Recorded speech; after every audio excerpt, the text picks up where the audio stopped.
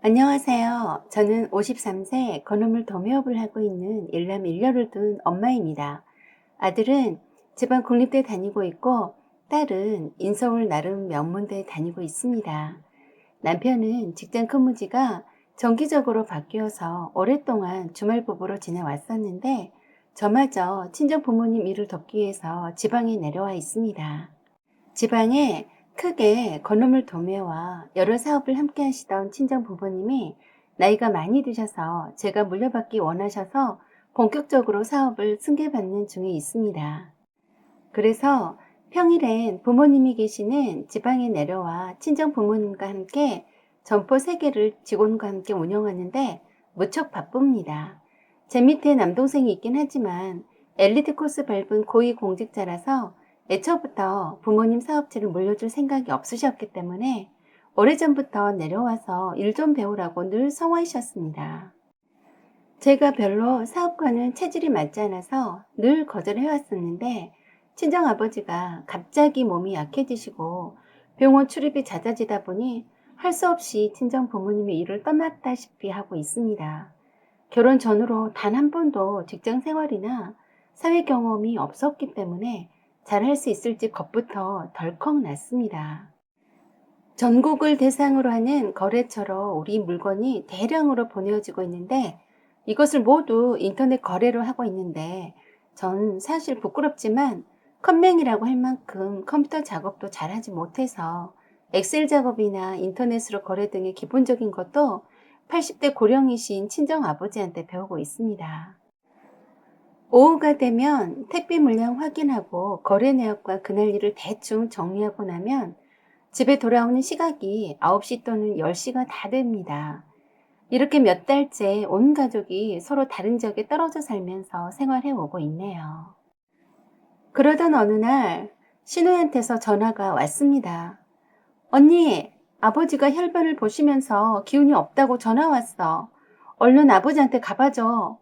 하고 다급한 목소리로 말했어요. 신우이는 제가 지방에 내려와 있는 줄은 모르고 바로 달려갈 수 있을 줄 알았던 거죠. 신우이는 직장에 다니고 있었기 때문에 항상 집에 있는 제가 당연히 모시고 갈 거라고 생각한 겁니다. 그래서 지방의 친정집에 내려와 있다고 말을 해줬는데 빨리 올라오라고 했어요. 급한 대로 반차 내고 시아버지 모시고 병원 다녀올 테니 그 뒤는 잘 부탁한다고 하면서 급한 김에 답도 듣지 않고 끊어버리더라고요. 그래서 다시 전화해서 친정 부모님 일을 도와드리러 왔기 때문에 당분간 올라갈 수 없다고 하고 시아버지 모시고 병원 잘 다녀오라고 했습니다. 그러고 나서 조금 있으니까 남편한테서 전화가 왔네요. 너 정말 그럴 거야? 아버지가 위독하다는데 며느리가 안 올라오고 못하자는데 하는 겁니다. 급박한 목소리로 아버지가 엄청 위독하다며 빨리 올라오라고 하길래 저도 깜짝 놀라서 다 제쳐두고 바로 그 길을 올라왔습니다. 그리고 입원했다던 병원으로 바로 직행했는데 알고 보니 거짓부렁이었습니다. 아무렇지도 않은 듯이 아주 평안하니 수액 맞고 계시더라고요. 치질 때문에 혈변을 보신 거였고 신우이가 혹시라도 자기 친정아버지를 병원에 모시고 다니게 될까 봐서 남편하고 작당해서 제가 올라오게 하려고 위독하다고 사기친 거더라고요. 늘 건강하시던 시아버지가 갑자기 화장실에서 큰일을 보시던 중에 선홍색 피를 쏟아지는 거를 보고 놀라신 거 말고는 지극히 건강하시다고 의사가 말씀하셨어요. 어찌됐건 시아버지가 위독한 줄 알고 왔었는데 다행히도 치질이라고 하니까 마음을 놓긴 했지만 생각할수록 남편과 시누이가 한 짓이 얄미웠습니다. 위독하다고 빨리 올라오라던 남편은 오지 않았었고 시누이는 제가 병원에 도착하자마자 기다렸다는 듯이 바로 가버렸습니다. 병실에 누워 계시는 시아버지는 왜 이렇게 늦게 왔냐며 타박하셨고요. 병원에 데리고 가줄 사람은 저밖에 없다시면서 당분간 치질 수술 끝날 때까지 병실을 지키라고 아예 단도직입적으로 말씀하셨습니다. 아마도 시누이가 그렇게 하라고 시킨 것 같았어요. 그래서 친정 부모님도 돌봐드려야 하고 아버님이 위독하시다는 말에 놀라서 하던 일도 잠시 멈추고 올라온 거라서 다시 내려가야 한다고 말씀을 드렸어요. 그랬더니 화를 엄청 내셨어요. 시아버지가 아프다는데 감히 자기 일 보러 가는 며느리가 세상 천지 어디 있냐며 6인실 병실에서 다른 환자들도 있는데 떠나갈 듯이 소리치셨습니다. 옆에 환자분들이 참 하고 눈치를 주는데 상관없이 일장 연설이 시작되었어요. 저희 시아버지는 교장으로 퇴직하셨는데 교육자로서 자부심이 대단한 분이십니다. 하시는 말씀마다 하나도 틀리지 않고 구구절절 전부 다 옳은 말씀만 하시는데 그 일장 연설이 다 끝나야 입을 떼거나 그 자리에서 움직일 수가 있습니다. 그 성격을 익히 알기 때문에 다른 환자분들께는 죄송하다고 머리 숙이고는 아무 말 못하고 두 손 모아 공손한 자세로 서서 그 길고도 긴 일장 연설이 끝날 때까지 기다려야 했습니다. 아니, 내가 뭔 죄라고? 이 나이 먹도록 시아버지 잔소리를 들어야 했는지 원? 그렇게 억울한 생각이 들수록 신우이와 남편이 정말 얄밉더라고요. 그래서 시아버지 말씀이 끝나자마자 남편에게 전화했어요. 열불나게 한참 만에 봤더니 전화 너머로 시끌벅적 왁자지껄 하는 것 보니 딱 봐도 회식 아니면 술집인 것 같았어요. 그새 한 장 걸친 모양이라 혀가 꼬부라져서 제 말이 귀에 들리지도 않는 모양이었어요. 나에게 사기쳐서 올라오게 해서 자기 아버지를 맡겨버리고 나 몰라라 하고 술 처먹고 있냐고 악다구니를 했더니 네 알아서 아버지 잘 모셔라 하고는 끊어버렸어요. 정말 약이 올랐습니다. 위독하다 해서 미친 대기처럼 올라왔는데 시누이는 나 몰라라 하고 가버리고 시아버지는 나를 한참 세워두고 일장 연설을 하지 않나 열이 슬슬 올랐습니다. 그래서 시누이한테 톡을 보냈습니다. 친정아버지가 갑자기 위독하시다고 하니까 급히 내려가네. 아버님 잘 부탁해. 라고 했습니다.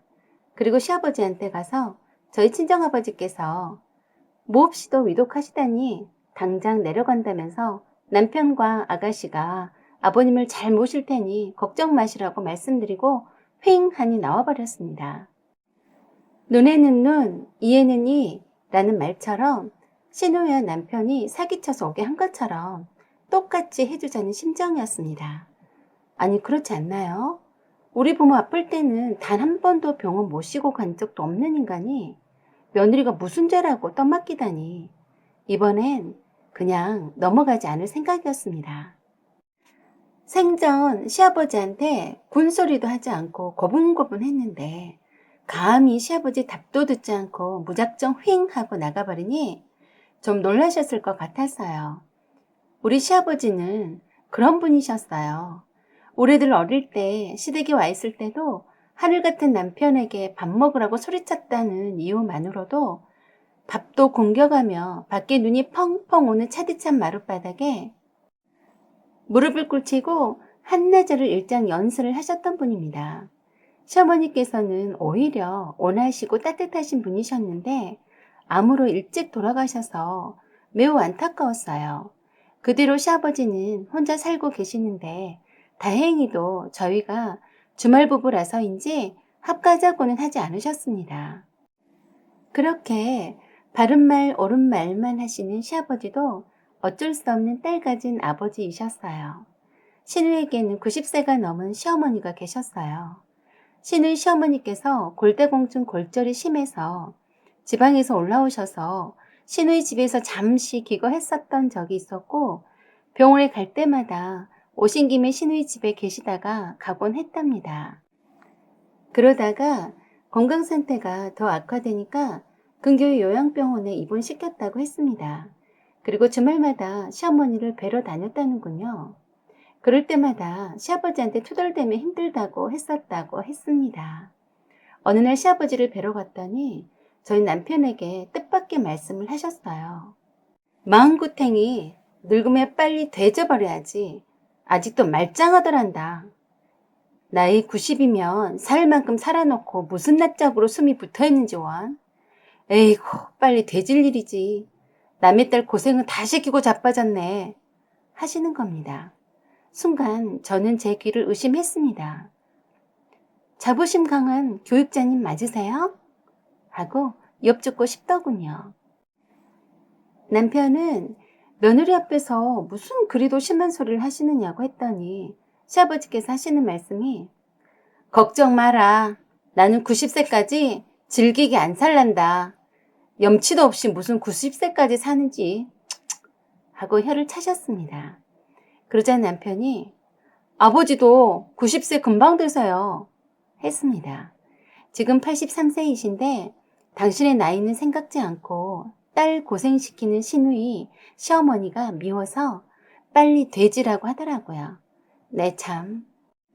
암튼 저희 시아버지는 직장 다니는 딸 힘들까 봐서 며느리가 와서 병원을 함께 다녔음 하시고 저리 호통치시는데 어디 두고 봐야겠습니다.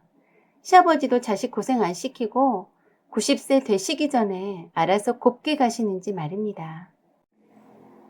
제가 나이가 벌써 50줄이 한참 넘었는데 아직까지 쩌렁쩌렁하니 일장 연설을 하시는 것 보면 정정하신 것 같은데 그리 싸고 도시는 아들과 따님 효도를 받으시라고 이 며느리는 비켜드릴 작정입니다. 제가 보낸 톡을 받고 전화를 해대는 시누이 전화 무시했고요. 자기 부모이니 지지고 볶고 삶든지 알아서 하겠거니 생각합니다. 아무리 며느리 노릇을 제대로 한다 한들 고마워할 인간들이 아님을 알기에 감히 저에게 사기쳐서 자기 부모 효도 강요하는 이기적인 것들하곤 손절할까 합니다. 저는 친정 부모님 사업체를 물려받고 운영하는 것만 해도 힘이 듭니다. 밤 10시가 다 되어서야 집에 들어와서 녹초가 되어서 쓰러져 자곤 하는데 남편 새끼는 회식하고 술 마실 여유도 있으면서 자기 부모 효도를 강요하다니 절대 원하는 대로 되진 않을 겁니다. 그리고 얄미운 시누이도 그렇습니다. 감히 올길을 시집 종인 줄로 아는 것 같아요. 두 사람이 작당해서 사기쳐서 올라오게 했으면 가타부타 무슨 할 말이 있어야 하는데 그래 왔으니 네 시아버지 잘 봉양해라 라고 하는 식인데 어디 두고 보겠습니다. 너네 아버지 자식 고생한 건 아까워서 90세 되기 전에 알아서 잘 가신다고 하니까 얼마 안 남은 시간 동안 잘 봉양해봐라. 며느리인 난 굿이나 보고 떡이나 볼 테니까 잘 해봐라. 못된 것들. 그 다음날 남편과 시누이한테서 전화가 불이 나게 울렸습니다. 톡도 불이 났더라고요. 저희 부모님께도 전화에 불이 났는데 모른 척 받지 말라고 했어요. 저도 친정아버지가 위독하다고 했으니 만사 다 제껴두고 달려오나 두고 볼 참이었어요. 아니나 다를까 남편 톡에다 너 뻥친 거지? 왜 갑자기 장인어른이 위독하다는 거야? 얼른 올라와서 아버지 병원에 안 와? 내가 가만 안 둔다. 빨리 와. 시누이도 톡을 보냈더군요. 옳게 너무한 거 아니야? 아버지를 병실에 놔두고 그냥 가면 어떡해? 그래서 톡으로 답을 해줬네요. 우리 친정아버지가 위독하시다는데 넌 왜 안 내려와? 치질이면서 위독한 거라고 설레발치고 올라오라더니 너는 왜 안 내려오냐고. 네가 내려와서 우리 친정아버지 병실 지켜야 하는 건 아니니? 너 뻥친 거 다 알아. 갑자기 위독할 리가 없지. 옳게 이런 식으로 사기칠 거야. 그래서 제가 그랬습니다. 그래? 너네는 사기 쳐도 되고 나는 안 되니? 둘이 한번 잘 해봐라. 90세 되기 전까지 사신다니까 너무 억울해하지 말고 그래도 너네들 있게 해주신 분이니 봉양 잘해라. 난 내 부모님들 오래오래 사시도록 효도하느라 바쁠 때니까 부르지 마라. 그리고 전화 배터리를 빼버렸습니다. 주말 부부고 뭐고 다 필요 없이 짐을 다 옮겨버려야겠어요. 그리고 어디 두고 보겠습니다. 뻥이던 사기이던 간에 우리 친정아버지가 위독 하나는데도 만사 제껴두고 달려오지 않는 남편이 얼마나 자기 아버지를 잘 봉양하나 잘 지켜보겠습니다. 사연은 여기까지입니다. 여러분의 생각과 의견을 부탁드립니다. 구독과 좋아요 그리고 알림 설정 부탁드려요. 사연 제보도 기다립니다. 여기까지 시청해주셔서 감사드립니다. 좋은 날 되세요.